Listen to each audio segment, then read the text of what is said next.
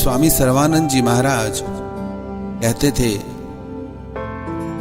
कि जैसा अन्न तैसा मन, सतोगुणी आहार से मन सात्विक, रजोगुणी आहार से मन राजसी और तमोगुणी आहार से मन तामसी होगा। तो जो हम अन्न खाते हैं वो कैसा है? हम पूजा पाठ करें, मंदिर जाएं, और यदि हम जीव की हत्या करके उसका मांस खाते हैं तो क्या हमारी बुद्धि पवित्र रह पाएगी? लोगों की मान्यता है कि जब हम मांस खाते हैं तो उसमें प्रोटीन होता है, विटामिन्स होते हैं, कार्बोहाइड्रेट्स होता है, हमारी लाइफ के लिए बहुत अच्छा है, हमारी हेल्थ के लिए बहुत अच्छा है।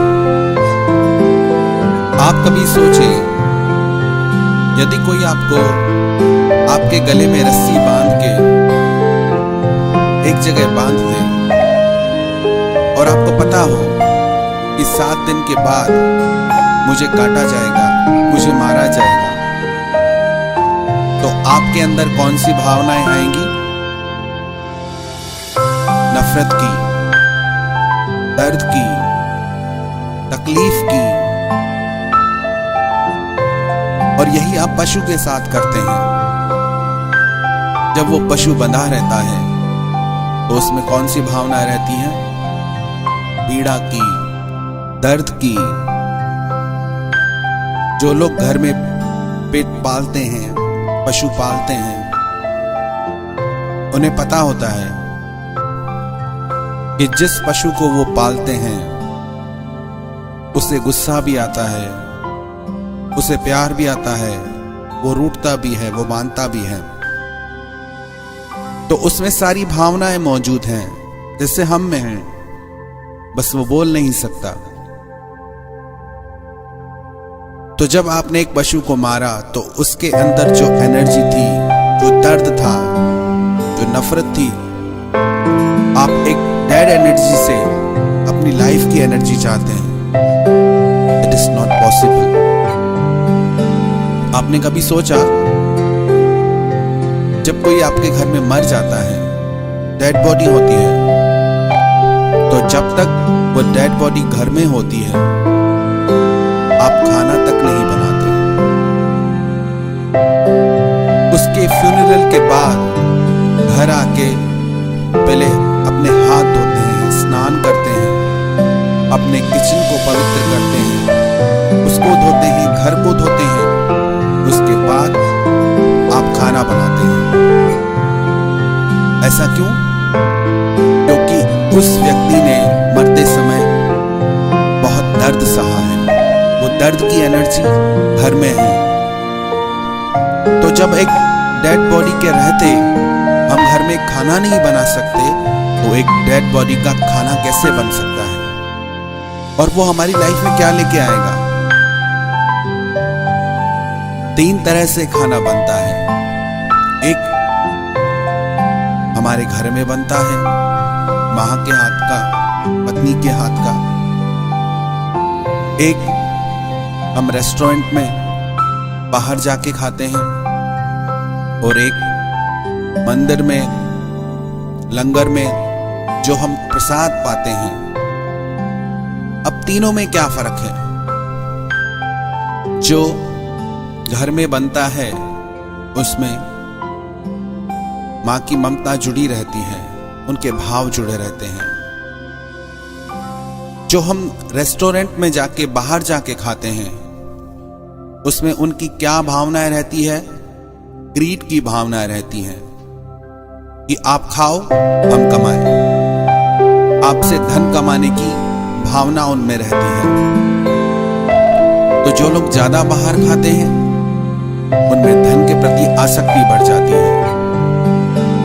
आजकल हम अपने बच्चों को बाहर खाने की बहुत छूट देते हैं, तो उनके लिए माता पिता से बढ़ के भी धन हो जाता है, क्योंकि वो संस्कार ही अंदर नहीं गए। और एक होता है भगवान के मंदिर में मिलने वाला का प्रसाद। एक हलवा आप घर बनाते हैं, एक हलवा आप रेस्टोरेंट में खाते हैं, और एक हलवा आपको मंदिर में, गुरुद्वारे में मिलता है। क्या फर्क है तीनों में? जब आप मंदिर से प्रसाद लेते हैं तो उसमें दिव्यता होती है, उसमें सात्विकता होती है, और घर में जो आहार हमें मिलता है हम उसे भी भगवान को भोग लगा के सात्विक बना सकते हैं। जो हम घर में भोजन बनाते हैं, यदि उसे भी भगवान के समक्ष रख के भोग लगाएं, और जब उनकी दृष्टि हमारे भोजन पे पड़ती है तो हमारा भोजन भी प्रसाद और अमृत तुल्य बन जाता है, सात्विक हो जाता है, और वो हमारे हृदय में भी सात्विक भावों को प्रकट करता है।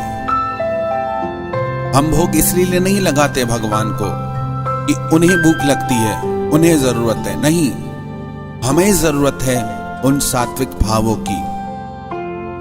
तो जितना हो सके आप घर का खाना खाएं, और वो खाना भी आप पवित्र भावना से बनाएं, क्योंकि आपकी वो भावनाएं सारे परिवार में संचारित होंगी। आजकल तो माता पिता दोनों धन कमाने में लगे हैं। बच्चे या तो बाहर खाएं या घर में नौकर रखें, वो उन्हें खिलाएं।